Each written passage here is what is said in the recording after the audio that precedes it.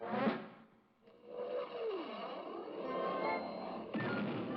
thunder of jets in an open sky, a streak of gray and a cheerful... En los años 60 había un bloque de animación llamado Las Aventuras de Rocky y Bullwinkle y Amigos, producido por Jay Ward, el cual consistía en pequeños segmentos animados que eran transmitidos durante las aventuras de los personajes principales de este segmento, o sea, Rocky y Bullwinkle. Esos segmentos tenían tres opciones a elegir. Una era los cuentos fracturados, que como dirás, eran animados que distorsionaban de manera cómica cuentos clásicos. El segundo era Dudley y la montaña. Y finalmente, pero no menos importantes, de la mano del ilustrador y cartunista Ted Kay, la improbable historia de Peabody. Pero en 1999 y en el año 2000, dos de ellas trataron de reaparecer en formato de película, Dudley de la montaña y Rocky y Bullwinkle. No tengo idea qué los motivó a hacerlo, o qué les hizo pensar que era una buena idea. Tal vez por la decente recepción que tuvo George de la Selva, también basado en uno de los cartoons producidos por Jay Ward, del que nadie se acuerda. Yo supongo que creyó que le iría mejor con otro de sus cartoons, pero a diferencia de George de la Selva, ambas fracasaron tan miserablemente que existe mucha gente que ignora completamente la existencia de esos filmes. Yo no creo que lo ignoren. Yo más bien creo que su cerebro lo reprimió como un mecanismo de defensa. Un mecanismo de defensa que no tienen idea cómo les envidio, ya que las dos películas son horribles. Tan malas que provocaron uno de esos raros eventos de mi infancia en los que mi hermano y yo estuvimos completamente de acuerdo en algo. Y eso fue que mamá no volvería a elegir nuestras películas en el videocentro. Así que comprenderán que cuando vi el primer teaser trailer de esta película, Las Aventuras de Peabody y Sherman, mi reacción fue sumamente escéptica. La única idea en mi cabeza era, oh no, no, no, no, no, solo, no, no, no, no aprenden, ¿verdad? Van a intentar otra película de ese bloque tan viejo de dibujos animados. Que Dios se apiade de nosotros. Pero, ¿saben algo? Es buena, la película es buena. Está a años luz del Lego. Pero he visto muchas películas animadas y live action estropear guiones y conceptos que prácticamente se escriben solos.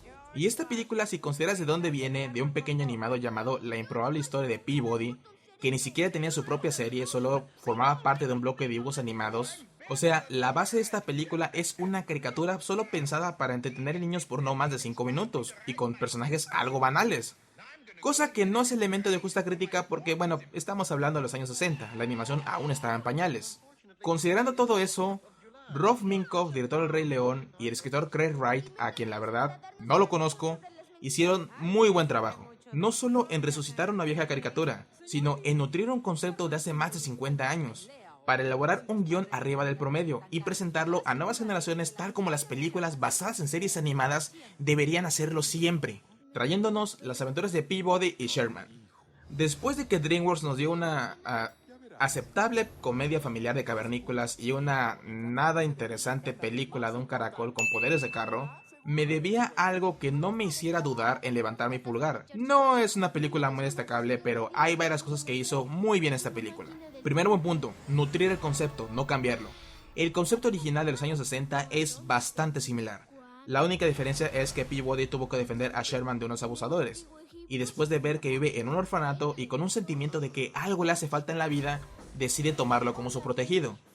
A diferencia que en esta película lo adopta desde bebé al encontrarlo abandonado en una caja en un callejón. Otro ligero cambio es el núcleo de los personajes Sherman y Peabody y su relación. Por ejemplo, Peabody lo consideraba su protegido, su niño mascota, por lo que no lo autorizaba a llamarlo padre o papá o algo por el estilo, únicamente señor Peabody.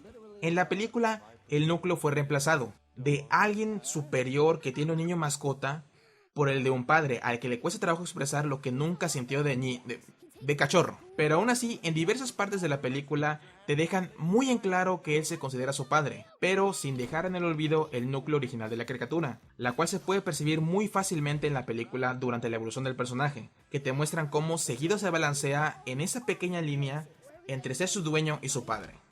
Otro buen punto que les voy a dar es que aunque la película pudo empezar desde un punto arbitrario en el tiempo, dando por entendido que todo el mundo en la sala sabe de qué se trata todo esto, optaron por empezar desde cero. Conozcas o no la caricatura original, te va a quedar perfectamente en claro toda la película. Y ese es un error que prácticamente todas las películas basadas en series animadas cometen. Hacer eso de película a película no hay tanto problema si la distancia en años no es tan grande. Pero El público promedio de una serie animada es muy diferente al público promedio del cine, así que no importa que la serie animada tenga solo 1 o 2 años de haber finalizado, o que esté en transmisión cuando se produce la película. Asumir que todo tu público ve la caricatura, ve la serie animada y que saben perfectamente de qué se va a tratar todo esto es un gravísimo error.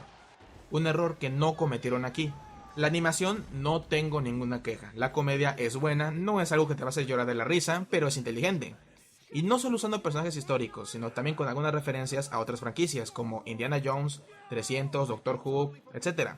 El doblaje fue genial, no se perdieron los chistes en el doblaje, los adaptaron muy bien. Y lo mejor de todo es que alguien le puso la correa a Adriano Uribe, que era mi única preocupación, porque aunque sería un error de mi parte decir que él mató a Garfield, porque eso lo hizo la película por sí misma, sí puedo decir que Adriano Uribe le pegó el tiro de gracia aquí en México. El guión es bueno y mantiene interesante la película. No es ninguna trama madura como lo ha estado manejando recientemente DreamWorks, es infantil pero es interesante. Parte de la fuerza de este guión es que no se estanca en el transcurso de la película. No se estanca en el conflicto de Sherman y Penny, no se estanca en caerle bien a los padres, no se estanca en el asunto de ser criado por un perro, no se estanca en el asunto de la paternidad, no se estanca en el asunto de la custodia de Sherman y finalmente no se estanca en su principal atractivo, que son los viajes en el tiempo y las referencias históricas. Aborda los temas tanto como es necesario, sin que la película dependa de un solo tópico. Eso hace un guión algo simple, pero muy sólido. El desarrollo de los personajes, porque hay desarrollo, como dije anteriormente, los originales eran algo banales, es muy bueno y muy bien usado para la historia que esta película te quiere contar. Sherman es ingenuo, enérgico, es el niño bueno, pero no un santo. Alguien muy dependiente del señor Peabody. Penny es alguien muy influyente o, bueno, más bien manipuladora. En las escenas cuando tenías que odiarla, la odiabas. Cuando tenías que compadecerte, lo hacías. Y cuando tenías que caerte bien, te caía bien. Y la evolución del personaje entre aventuras es muy fácil de percibir. Peabody es un sabelotodo, un todo lo puede, tratando de aplicar la lógica y la ciencia en todo lo que hace, lo que lo convierte en un personaje muy independiente, sin la necesidad de confiar en nadie más. Como ya dije, pues él todo lo puede.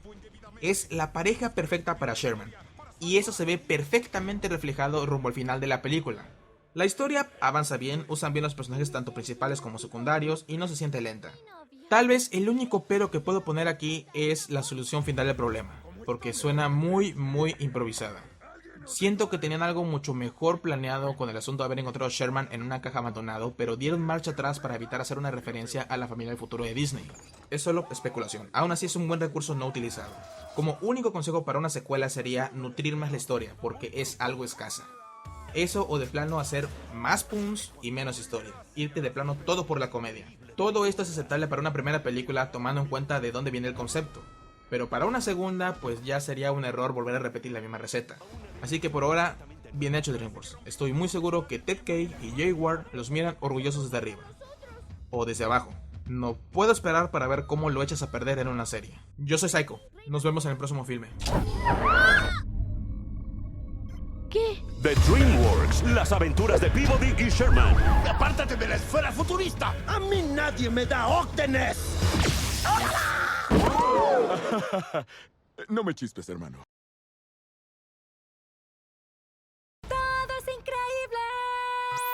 Postdata. Yo sé que muchos esperaban que esta reseña fuese Lego la película, pero no, lo siento. No voy a hacer un palomitas rancias de Lego. Y no porque sea mala película, todo lo contrario, es muy buena. Y quiero hablar un poco más en detalle de esa película. Cosa que no puedo hacer un palomitas rancias porque solo tengo trailers para trabajar. Entonces, pues voy a esperar que salga la película en DVD, la voy a ripear o la voy a descargar.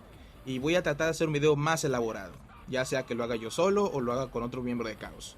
Ese es mi plan, no sé qué pase a futuro. Entonces si realmente quieren escucharme hablar de Lego, van a tener que esperar un poco más. Nos vemos en el próximo filme. Solo trabajo en negro y a veces en un gris muy oscuro.